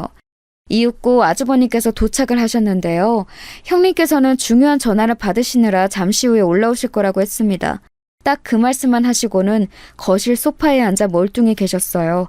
바로 보이는 베란다에서 제 남편이 뒷정리하느라 고군분투하고 있었는데 빈 말씀으로나마 뭐하냐 도와줄까 이런 말씀을 안 하고 가만히 계시더라고요. 웃긴 건 시아버지께서도 당신의 사촌동생과 함께 그 옆에 나란히 앉아 텔레비전을 트셨다는 겁니다. 그나마 시누이 내외가 거실에 상 펴고 상 닦고 그런 걸 했지요. 그런 광경을 희끗하면서 저는 고기판을 불 위에 올렸습니다. 이제 딱 삼겹살을 구우면 될 때였으니까요. 길게 썰린 삼겹살 한 줄을 고기판 위에 올린 직후였어요. 그 사이 빠르게 흙 묻은 옷까지 갈아입고 나오신 시어머니께서 부엌으로 들어오시더니 경악을 하셨습니다. 알아서 잘 하겠거니 싶어서 맡겼는데 지금 이 꼬라지는 뭐야? 갈비찜하고 해신탕 같은 거 하는 게 아니었니? 고기를 왜 굽고 자빠졌어? 게다가 삼겹살? 아니 하나도 아니고 지금 삼겹살을 굽는 거야? 에라이 정신 빠진 거사. 머리가 나쁘고 눈치가 없는 것도 어느 정도가 있는 거야. 너는 귀한 의사 선생님께 고작 삼겹살을 차려드리고 싶은 마음이 잘도 들었어? 어머니께서 저보고 메뉴 알아서 하라고 그러셨잖아요. 저는 형님이 좋아하시는 걸로 준비를 한 건데 그렇게까지 저를 비난하시는 이유를 잘 모르겠습니다. 어랍쇼? 이게 또 눈물 한마디 쏟으려고 시동을 거네. 이 무식한 것, 이 천박한 것. 내가 너 초장부터 이래서 알아봤던 거야.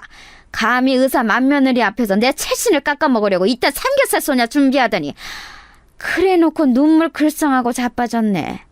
이건 너나 다 처먹어. 누가 이딴 걸 먹는다는 거야? 우리는 밖에 나가서 외식할 테니까 너나 많이 해먹어라.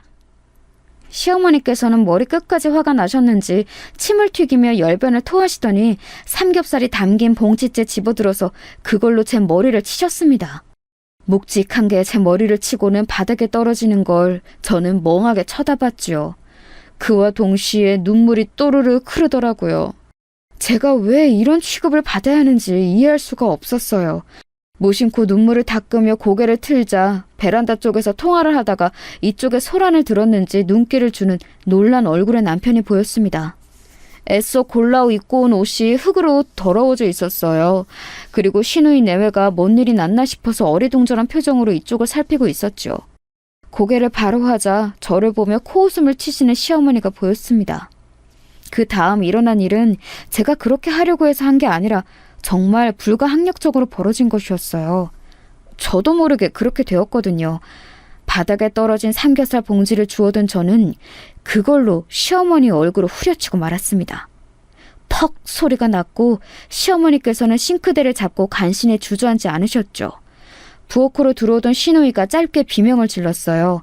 다가온 남편도 놀란 숨을 삼켰고요. 저는 시어머니께서 혼미한 눈빛으로 저를 쳐다보시자 홀린 듯이 정신없는 말을 쏟아냈습니다.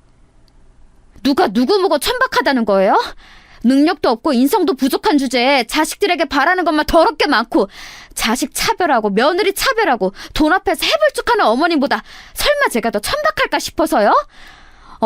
그래요. 저 무식해요. 명문대도 못 나왔고 언감생신 의사는 꿈도 못 꿔봤어요.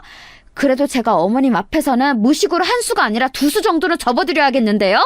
무식대회 나가면 어머님은 대상 후보는 기본으로 깔고 가요. 시어머니께서 놀란 입만 뻐끔거리셨고 한 줄 올려놓은 삼겹살이 지글지글 익는 소리를 내길래 저는 신경질적으로 가스불을 꺼버린 뒤 고기판 채로 싱크대에 그걸 확 엎어버렸습니다. 그러자 시어머니께서 뒤로 물러나며 놀란 비명을 내지르셨죠. 그때부터 제가 아주 오해를 시작했어요. 왜 그랬는지 모르겠는데 그냥 막 울음이 크게 나오더라고요. 남편이 다가와서 제 어깨를 감싸 안았고 시어머니께서는 그런 당신의 막내 아들을 비난하려는 듯 덜덜 떨리는 팔을 들어 삿대질을 하셨습니다. 그때 시누이가 끼어들었어요. 올케가 미친 짓 했지만 엄마가 선수 치셨어. 그러길래 왜 사람을 극한으로 몰아가요? 뭐라고? 너네 다 누구 편이야? 누구 편이냐고? 이 구질구질한 것들이 똑같이 다들 정신이 나갔네? 다 필요 없어. 우리 장남하고 맏며느리만 있으면 돼. 시어머니께서는 악다구니를 쓰셨고 저는 엉엉 울면서 그런 시어머니께 원망의 눈길을 보냈어요. 그러자 그게 화를 돋구었는지 시어머니께서 어디서 그런 힘이 나셨는지 남편을 밀치고 제 머리채를 확 잡으셨습니다. 일전에 뜯겼던 것보다 더 아프더라고요. 양손으로 제 머리를 잡고 휘두르시는 통에 제가 비명을 내질렀고 시누이가 경악해서는 시어머니를 말리려고 하였는데 그때 제가 언뜻 남편이 그런 자기 누나를 말리는 듯한 몸짓을 보았어요. 그 순간에도 왜 저러지 싶었죠. 그런데 이유가 있었어요. 왜냐하면 어느새 도착해 계셨던 형님께서 그 광경을 다 보셨거든요. 저를 놓아주신 뒤에 씩씩 거리시던 시어머니께서 문득 형님을 발견하시고는 소스라치셨습니다. 우리 귀한 며느님 와 있었어? 아이고야, 이건 별일 아니니까 신경 쓰지 말어. 지금 상을 차리고 말고 할 게 아니라서 우리 어디 그 근사한 곳에 나가서 먹자. 어머님, 지금 제가 생일을 챙김받을 그런 상황이 아닌 것 같습니다. 며느리 머리 잡아뜯는 시어머니의 모습을 보고도 태어나게 있기란 아무리 저라도 어렵거든요. 저쪽에서 먼저 나를 쳤어. 며느리 주제에 감히 시어머니 뺨을 후렸다니까? 건반직녀는 내가 당장에 소문 안 봐주고 어쩌겠니? 며느리 주제라고 말씀하시는군요. 저도 어머님의 며느리인데 흠칫하게 되네요. 조금 무섭기도 하고요. 어머님은 이런 분이셨군요. 잘 알겠습니다. 정말 죄송하지만 제가 갑자기 속이 안 좋아서 식사는 어려울 것 같아요. 오후에 일정도 있고요. 먼저 가보겠습니다. 형님께서는 엄청나게 무표정한 얼굴로 그렇게 말씀하시더니 꾸벅 목례만 남기시고 돌아서셨어요. 그 뒤를 허둥지둥 아주버님께서 따르셨고요. 이어 남편이 저를 챙겨서 함께 나왔죠. 나올 때 보니까 뒤에서 시어머니와 시누이가 한판 거하게 다투기 시작하는 소리가 들려왔어요. 벌써부터 일방적으로 시누이가 폭격하고 있더라고요. 남편하고 서로 눈물을 훔치며 저희 부부는 다짐했어요. 시댁에는 이제 발길을 끊기로 말입니다. 저나 남편이나 괜히 좋은 아들과 좋은 며느리라는 거 해보고 싶어서 지금까지 버티고 있었던 것 같아서 허무했네요. 놓아버리니까 마음이 편해졌죠. 그리고 이튿날 형님께 연락을 받았어요. 우리 동서 덕분에 시댁과 나이스하게 거리를 둘 수 있는 기회가 생겨서 너무 좋네요. 개인적으로 아주 고마운 심정이에요. 앞으로 종종 우리 만나서 커피 한잔하고 밥도 먹고 그렇게 지내요. 그때는 당황해서 그냥 어버버 하다가 통화가 끝났는데요. 그날 아주버님께서 남편에게 100만 원을 입금해 주셨어요. 제 계좌를 몰라서 그리했다 하시더라고요. 형님 생일상 준비한다고 고생한 비용이며 이것저것 친 것이라고 했습니다. 남편이랑 저는 그냥 앞으로 어떻게 되나 지켜보고 싶은 마음이었어요. 몇 달이 지나자 완벽히 결론이 났죠. 시댁은 고립되었습니다. 시누이는 지금까지 쌓인 게 많았다면서 시댁에 더 이상 안 가겠다고 했고요. 형님께서는 시댁이 마치 없는 것처럼 사셨고 가족이고 뭐고 공부만 하며 살아오신 아주버님께서는 부모 공경보다 아내 사랑이 우선인지 그런 아내의 노선을 너무 잘 따르셨습니다. 장남과 맏며느리를 이렇게 시부모님께서는 잃게 되셨죠. 가장 만만하게 부려먹으셨던 저희 부부가 사라지니까 시간이 지날수록 아쉬우셨나 봐요. 그 지엄하신 시어머니께서 저에게 사과까지 하신 걸 보면 말이죠. 예, 네 시아비가 손녀 보고 싶어서 우는 소리를 얼마나 하는지 아니? 나도 우리 손녀가 요즘 들어 더욱 보고 싶구나. 어머님, 저희 애 핑계는 왜 대세요? 별로 신경도 안 쓰고 사셨잖아요. 너무 서운하게 말하지 마. 우리가 남이니? 가족이잖아, 얘. 내가 지난 몇 년 동안 너에게 참 매정하게 굴었지? 가족 간의 허물 감싸주면서 우리 그렇게 지내자. 내가 다 잘못했으니 네가 용서를 해줬으면 좋겠구나. 제가 어머니께 하도 머리를 뜯겼더니 후유증으로 머리가 빨리 안 돌아가게 됐어요. 그래서 지금 바로 답변은 못 드려요. 이해하시죠? 그런 저의 태도에도 이제 시어머니께서는 아무 말씀 못 하셨죠. 시부모님께서는 특히 제 남편이 그리우신 듯 했습니다. 그러나 이미 남편은 시부모님 번호를 다 차단했으며 단 한 번도 먼저 저에게 두 분의 이야기를 꺼낸 적이 없었네요. 무탈하고 평화롭게 제가 그리던 결혼 생활 지금 하고 있는 중이에요. 아주버님하고는 여전히 어색하지만 형님하고는 제법 친해졌고요. 시누이하고는 둘이 멀리 여행까지도 가는 사이가 되었네요. 아무 문제 없이 잘 지내고 있는 지금인데 앞으로 계속 이래도 되는 것인지 가끔은 심란해지기도 한답니다.